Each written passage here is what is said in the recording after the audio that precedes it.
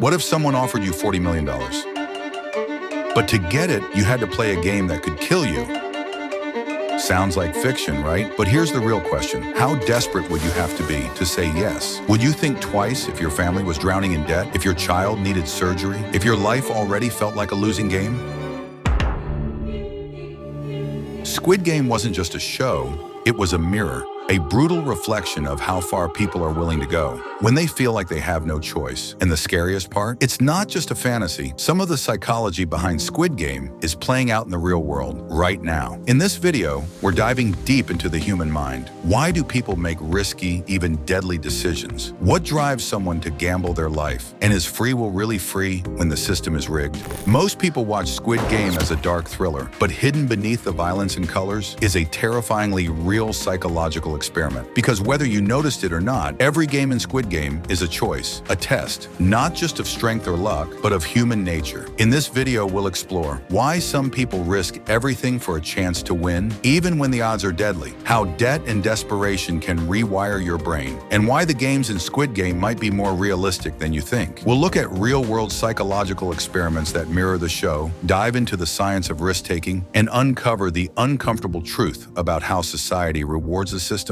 but punishes the player. Because once you see it, you can't unsee it. And maybe, just maybe, we're all playing a version of the game right now.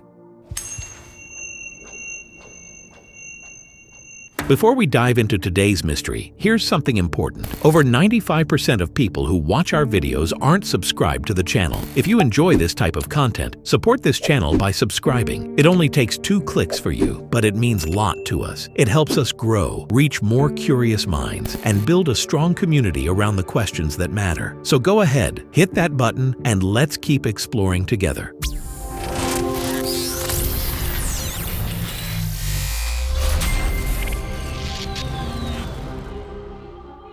When Squid Game dropped on Netflix in 2021, no one expected it to become a global phenomenon.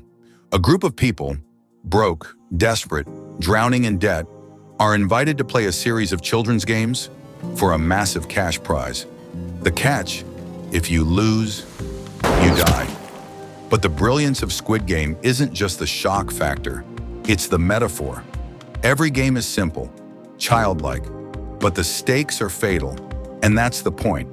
The series takes the innocence of childhood and places it in a brutal adult reality, one where your survival depends not just on how you play, but on how broken your life already is. Creator Hwang Dong-hyuk said he based the show on his own financial struggles and on the widening gap between the rich and the poor in South Korea. But the message hit far beyond borders, because almost everyone watching saw a piece of their own world in it. A boss, a bill, a decision that felt like a trap. But here's the unsettling truth. Squid Game wasn't just fiction. The choices, the manipulation, the mental collapse, those things happen in real life, in studies, in workplaces, in economies. The real game is already happening, and most of us don't even realize we're playing.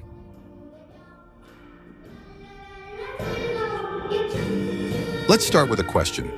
Why would anyone say yes to a game where the cost of failure is death? The answer lies in one word: desperation. When the human brain is under extreme financial stress, it stops thinking long-term. Rational decision-making fades. You stop asking, "Is this safe?" and start asking, "What other choice do I have?" Studies show that poverty can reduce cognitive function by the equivalent of losing 13 IQ points. Not because people are less intelligent, but because survival becomes your only focus.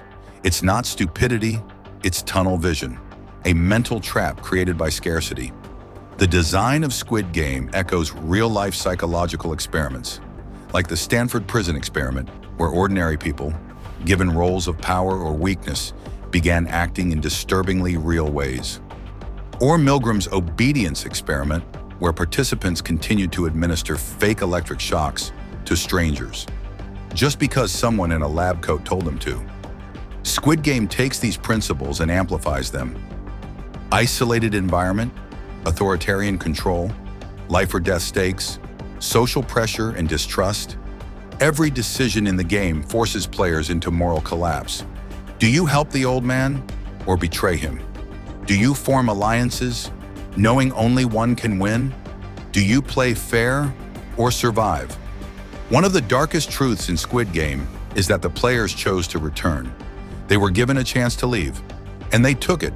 But when faced with their real lives, full of debt collectors, sickness, broken families, they came back willingly. That's what makes the story so disturbing.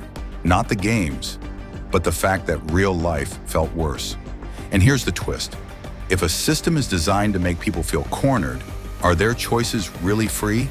Or are they just survival responses dressed up to look like decisions? You might think, okay, but this is just a TV show. Real life isn't that extreme. But look closer. Around the world, millions of people are trapped in debt. Some work multiple jobs just to afford food. Others are one medical bill away from losing everything. For many, life already feels like a game they can't win, where the rules are invisible, but the consequences are painfully real.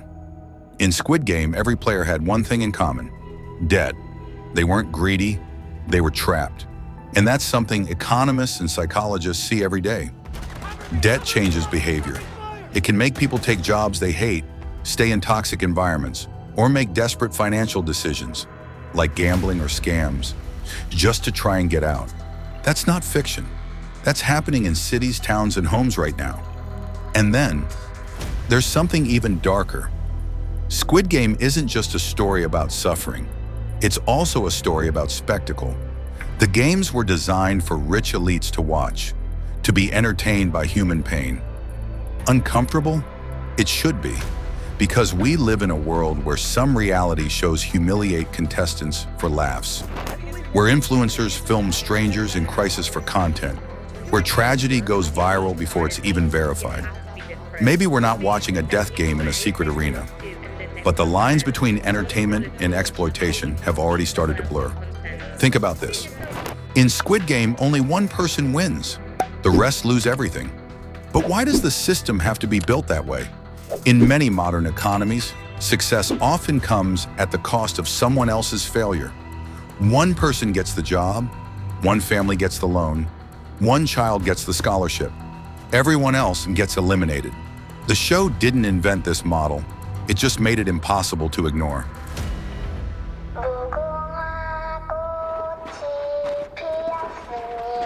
Maybe you're not wearing a green tracksuit. Maybe you're not standing on a giant playground, waiting for a red light to turn green. But what if you are playing?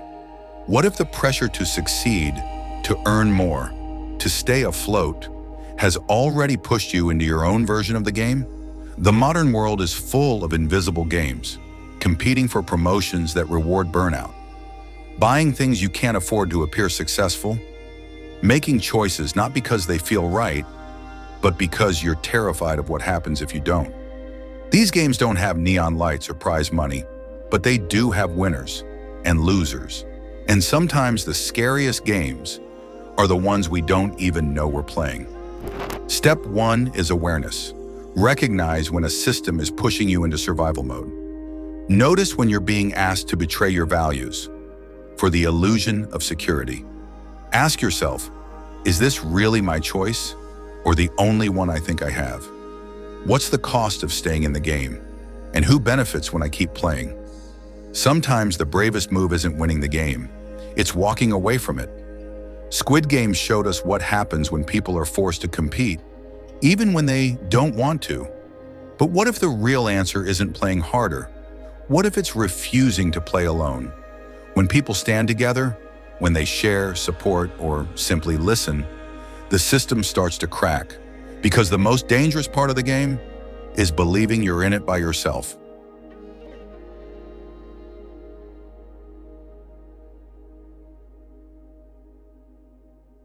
Squid Game wasn't just about survival, it was about the systems we build, and how easily they can turn people into pieces on a board.